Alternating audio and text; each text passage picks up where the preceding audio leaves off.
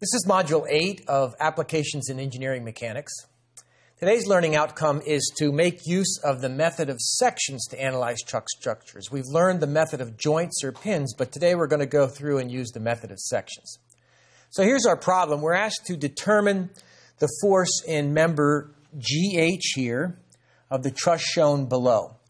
And for the method of sections, we're going to isolate now more than one joint. By isolating more than one joint, it'll be a non-concurrent force system because all of the lines of actions of the forces won't go through a single point. And so we'll have three independent equations of equilibrium and therefore be allowed to solve for three unknowns. So let's go through and cut this truss. Obviously, we want to cut through the member of interest, and we're only going to cut through it once here. So we're going to go through member GH to see what the force is in it. We're going to continue to cut through the truss and isolate a complete portion of the truss, but we're only going to cut through the members once, and we're not going to cut through the joints. And so I'm going to go up here and cut around like this. Okay, and so that'll allow me to say that, using the principle we talked about in an earlier lesson, the entire free body diagram, or the entire body, is in equilibrium, plus just this section of the truss also has to be in equilibrium. And so we're going to go ahead and draw that free body diagram. And so here is my section that I'm interested in.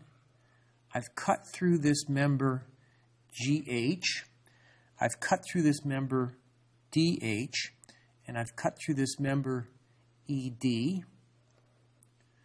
And so I'm going to assume those cuts to be in tension. If they end up being negative, then I'll know those members were actually in compression. So I've got FGH,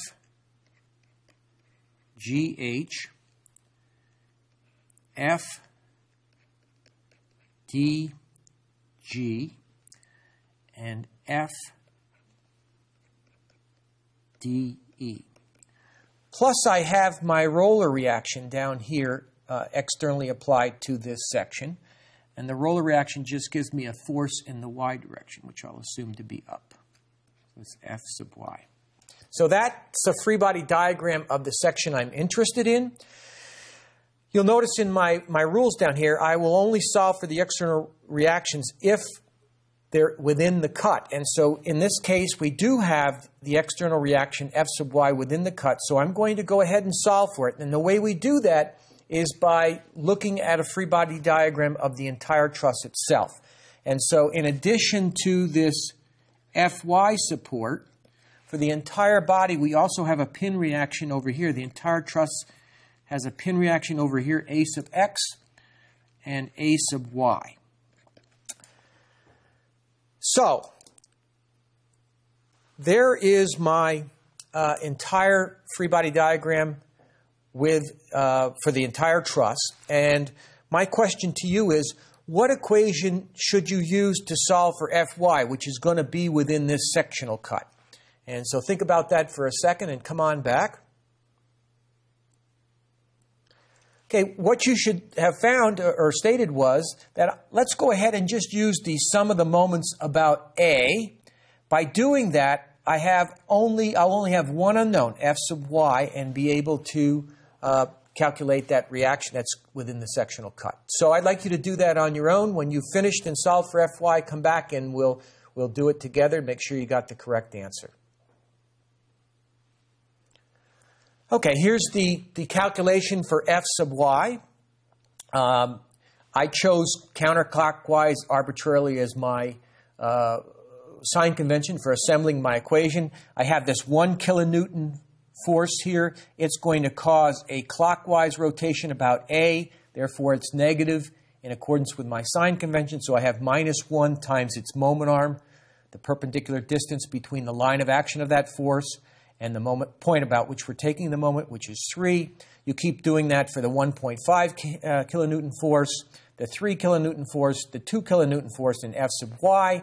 When you solve the equation, you find that F sub y is 3.92 kilonewtons up. So now we can go back to our sectional cut, because we've taken care of one of the unknowns. And so here's my section free body diagram again that I had drawn on the first slide. But now instead of having 4 unknowns where we had F sub dE, FdG, FGH, and R, we now know what this R or Fy is. And so I do also have an exploded or a blown up version of the cut itself, so you can see where I cut through the members and what the internal forces within those members look like. That may help you in visualizing the situation. So the question becomes, we wanted to find the force in GH, and so here's FGH, and so what equation should you use to solve for FGH? And so go ahead and think about that and come on back once you have the answer. You should have said, let's go ahead and sum moments about point D. We could sum forces in the x direction, but then we would have the unknown FGH and the unknown component of FDE. If we sum forces in the y direction, it wouldn't have helped us with FGH. And so we can just use one equation of equilibrium.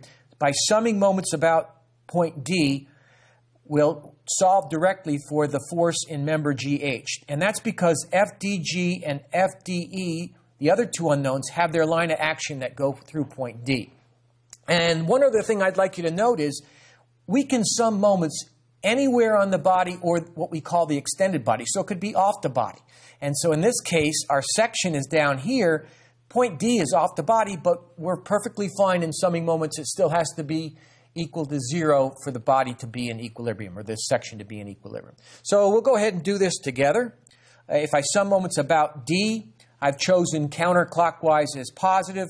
I've got FGH times its moment arm, and it's going to be negative in accordance with my sign convention. So I've got minus FGH times 4.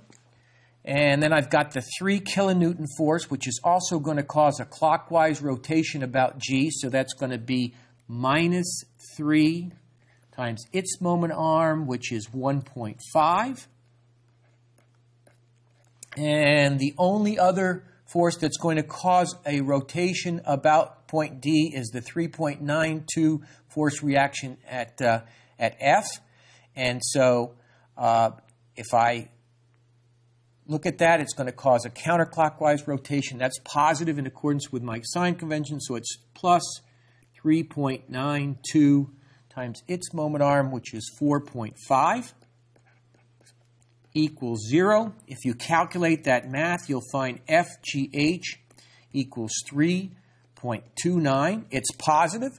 I've assumed that this member is in tension, so therefore, since it's positive, it is indeed in tension, so I get FGH equals 3.29. The units are kilonewtons, and it's in tension, so I'll put T in brackets. And that's our answer. So we've solved the problem using the method of sections. We'll continue and practice on another one next module. See you then.